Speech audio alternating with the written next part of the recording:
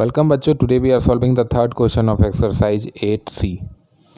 Okay, the first question we have to add the given three algebraic expression. This is the first one, this is the second one, this is the third one. तो पहले तो सबको add करके लिख दिए, उसके बाद क्या किए, लाइक टर्म्स को एक साथ किए। ए वाला टर्म्स को एक साथ किए 3a + 2a - a, फिर बी वाला टर्म को एक साथ किए, यहाँ था -2b, ये यहाँ लिखे, फिर देखे 5b था यहाँ लिखे, -b था यहाँ लिखे, उसके बाद c बच रहा है तो पहले 5c था यहाँ लिखे, -c था यहाँ लिखे और c था यहाँ लिखे। अब सर बोलोगे यहाँ सर ब्रैकेट क्यों लगाएं? ब्रैकेट हम लोग अपने सहूलियत के लिए लगा रहे हैं ताकि पता चले कि ये पूरा ए का रीजन है, ये पूरा बी का रीजन है, ये पूरा सी का रीजन है। बिना ब्रैकेट के भी अगर आप रीजन आइडेंटिफाई करने में एबल हो तो आपको ब्रैकेट लगाने की ज़रूरत नहीं है। मैंने भी आप ही लोग के लिए भी ब्रैकेट लगाया है, हालांकि मैं जो रेगुलर क्लासेस में ब्रैकेट लगाने का प्रोसेस इसलिए बताता हूँ ताकि बच्चों को आसानी हो समझने में। हालांकि उसके बाद जब आप प्रैक्टिस करोगे तो आपको ब्रैकेट लगाने की ज़रूरत बिल्कुल हुई नहीं है। तो देखो यहाँ 3a + 2a हो गया 5a, 5a - a हो गया, क्या हो गया 5a - a हो गया 4a। यहाँ पे देखो 3a + 2a हो गया 5a, यहाँ 5a होगा तो यहाँ पे 4a हो जाएगा। चलो -2b + 5b - b, तो यहाँ -b और -2b हो गया, -3b यहाँ लिखा, 5b यहाँ था। यहाँ पे ये दोनों टर्म ऐड होगा 5c + c 6c - 7c। अब यहाँ 5a - a 4a हो गया, 5b - 3b 2b हो गया और 6c - 7c हो गया -c। तो 4a + 2b - c is the right answer. See the second question. Now in the second question again तुम्हारे पास 3 एक्सप्रेशन है जिनको तुमको ऐड करना है। तो पहले तो तुम उसको ऐसे लिख दो, कॉमा हटा के लिख दो, बस उतना ही करना रहता है। उसके बाद तुम लाइक टर्म्स को एक जगह अरेंज करो। ब्रैकेट लगाना तुम पे है, अगर तुम एबल हो बिना ब्रैकेट के आइडेंटिफाई करने में तो ठीक है। ब्रैकेट हम लोग सहूलियत के लिए लगाते हैं ताकि हमको ये बॉर्डर पता चल लगे कि यहाँ तक 4a है और उसको ऐड कर देंगे 8 + 6 + 4 और उसको लिख देंगे a उसका, ठीक है। तो यहाँ देखो 8a, तो पहले ये लिखे, उसके बाद a भी नहीं, यहाँ -6a फिर है, फिर -4a आया, ठीक है। उसके बाद b वाला 5b 3b 5b 3b और उसके बाद बच रहा है एक -8b, तो वो भी हो गया। यहाँ देखो -6ab यहाँ लिखे और एक ab यहाँ भी है तो +2ab। अब 8a - 6a - 4a, तो ये दोनों मिल के -8a हो जाएगा, कैंसिल आउट कर देगा आगे जाके, और ये प्लस ऐड हो जाएगा तो यहाँ भी 8b - 8b हो गया। यहाँ -6ab और +2ab तो हो गया -4, क्या बोलते हैं, नहीं यहाँ एक और है -ab, तो इन दोनों को ऐड कर देते हैं। तो -6ab - ab क्या हो गया -7ab और +2ab तो था ही, ये दोनों कैंसिल हो गया तो 0, ये दोनों कैंसिल हो गया तो 0 और 2 - 7 क्या होता है -5, इसलिए यहाँ -5ab आ गया। फाइनल आंसर क्या आ गया -5ab। See the third question. यहाँ भी 3 एक्सप्रेशन है, पहले तो उसको कॉमा हटा के लिख दिए, उसके बाद एक जगह एक जैसा लाइक टर्म्स को लाए। तो x³ का 2 टर्म है 2x³ और यहाँ पे -5x³, फिर x² का 3 टर्म है -3x² + 2x² + 5x², इस ब्रैकेट में लिख दिए। फिर x का देखो 3 टर्म्स है 7x -4x यहाँ लिखे और -6x यहाँ लिखे।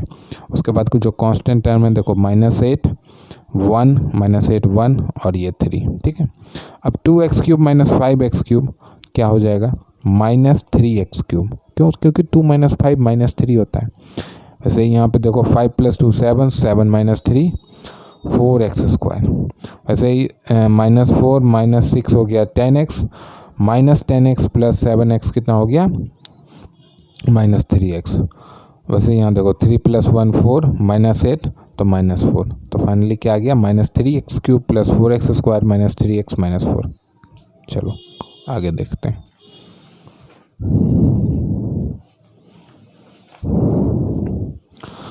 See the fourth question.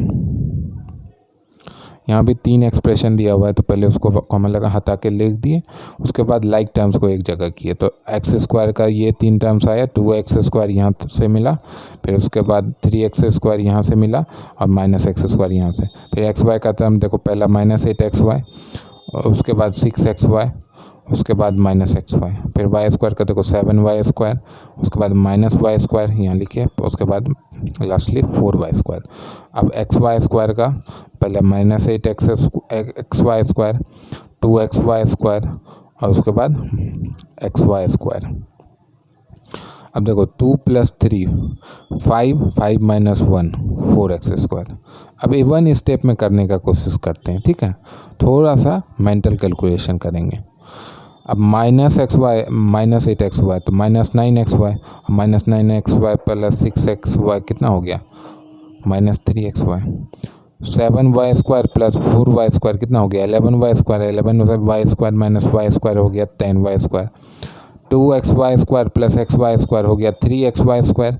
अब -8 से किए तो -5xy स्क्वायर। चलो देखते हैं फिफ्थ क्वेश्चन में भी 3 एक्सप्रेशन है जिनको हमको ऐड करना है, ठीक है। तो देखो पहले तो कॉमा हटा के लिख दिए, उसके बाद लाइक टर्म्स को लाए, तो x³ पहले आया, फिर -x³ आया, फिर देखो x³ आया, ये 3 आ गया इस ब्रैकेट में, x³ का ये सारा है। फिर y³ का y³ + y³ + y³ again and -y³, फिर z³ -z³ z³ again -z³।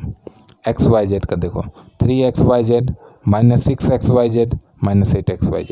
अब ये दोनों कैंसिल हो गया, बचा x³, ये दोनों कैंसिल हो गया, बचा y³, ये दोनों कैंसिल हो गया, बचा -z³। अब ये देखो -6 -8 कितना हो गया, -14xyz और ये बचा 3xyz।